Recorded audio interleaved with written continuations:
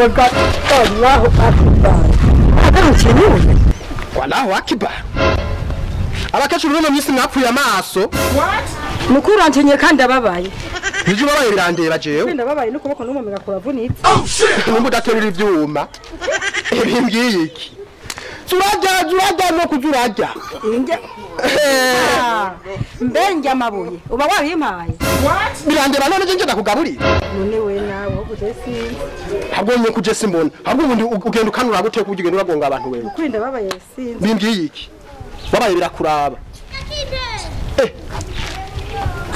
utangira ikamara rero kuvuga ko gwahigiye je no kuvuga ko atamubiri rero nje afise wa bomoye ko ya zamuri twazi ibyo ngo ya ngiye imeneka ubona yitwa gute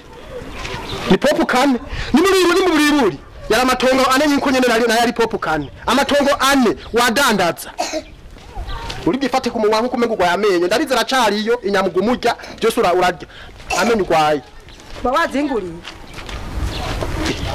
ushaka ndakubera umugabo kugira ngo nze ndari kugurira rero none wancenyuriye iki aho mushaka ndakubera umugabo twikundani hari mwijoro wancenyuriye iki hari mwijoro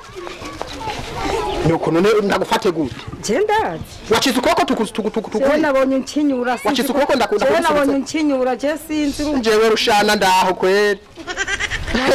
ababibi bino misi nukuri hano ndi mugufi je ndakuze ugira ucane abandi mu cyaro ngo ndimanga amande ngo ngonze ngo shaka ngo amande iwanje ibaho habo nyene marafise niyo ngiranje jiwe nyene umuntu kuvuga ubunyene yo sagari ni canchafuje ko wacundiha wayigura shasha todo la vie yego ndahuye n'ishitani kwa ya masaha je mbonya ngonga